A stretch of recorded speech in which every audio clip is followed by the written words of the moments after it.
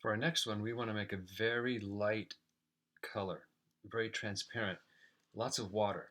And again, it's a good idea to have a piece of scratch paper by your side so you can just see how light it's going to be. I'm going to use a really light pink, and you'll see how that develops in this little multi-stage video, but I'll cut back and forth. It'll go pretty fast. So number 3 is the layered value scale. All we're going to do is take that pink, and you can see how there's 1, 2, 3, 4, 5 sections to this fish. All we're going to do is just think of it very much like the very first one, a flat wash.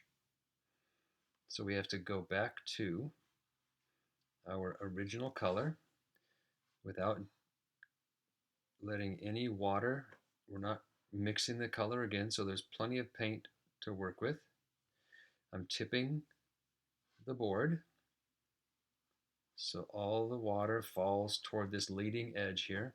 You can see it's a little bit heavy. So this part, I'll try to do it kind of quickly since you've already done it before. This part's the same. If you keep the leading edge wet, you can just continue and continue. Just don't let it dry up right here.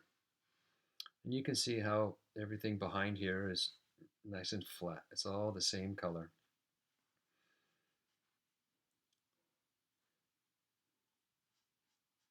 Let's fill that in.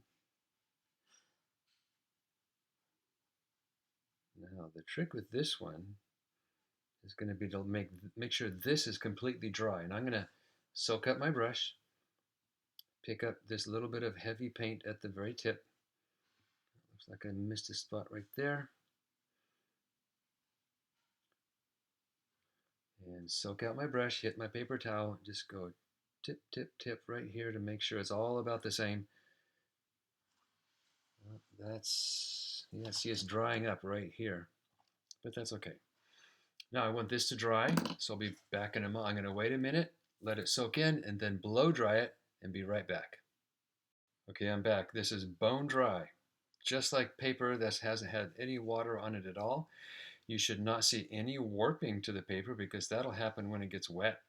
If you touch it with the back of your hand, it should feel very dry and not cool to the touch. Sometimes it looks dry, but it's not. I'm still going to use the exact same paint, that really light pinkish color.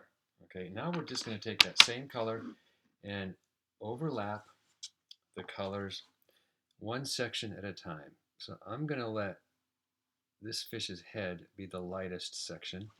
So I'm going to paint in the opposite direction. It doesn't really matter, but I'm going to paint over every section. Again, I'm trying to keep this edge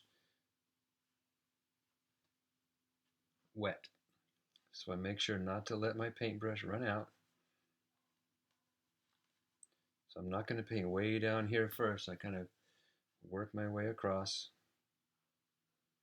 Soft touch. Don't scrub because you don't want to lift up the paint that's in there. You want to just layer it on top. Again, try to be careful to stay inside the line of the fish. You can see how the fish's head's a little bit lighter than this section. As I finish that's all we're going to do. I'll come back to the last couple sections, but we're just going to get this completely bone dry one more time. I'm going to soak up my brush.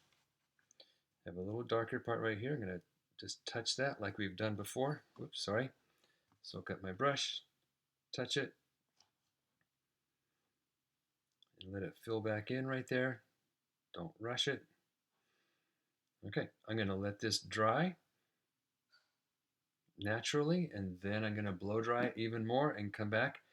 And then I'm going to come back and I'm going to start right here and paint the whole thing. Then I'll let it dry.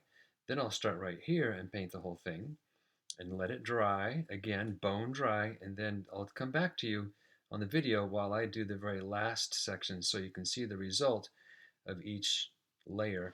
And again, I'm using that same light color. When watercolor overlaps itself, it just gets darker, or it gets more intense, richer color.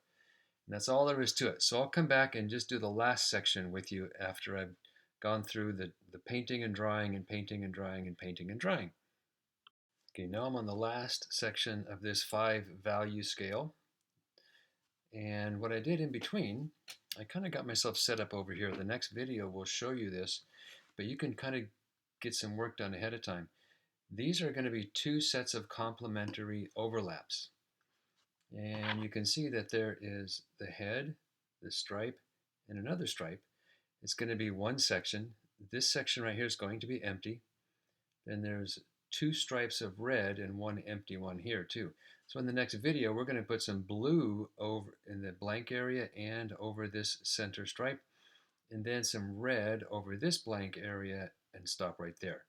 So you can set yourself up with 2 separate complementary colors and just do one of the colors, leaving this one blank, just thinking ahead that we're going to paint the opposite color here and then let them overlap here, and this will stay orange. But I'll go over that again real quickly in the next video.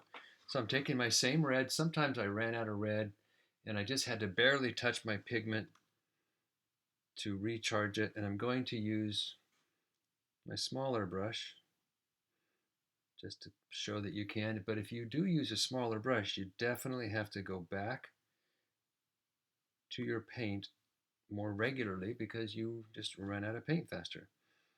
And again, we're trying to think of it as a flat wash, the same kind of red. So this last one is a little bit darker than the last one, or than the previous one. And just this helps you understand that one of the main things in watercolor is that you will work from light to dark with layers.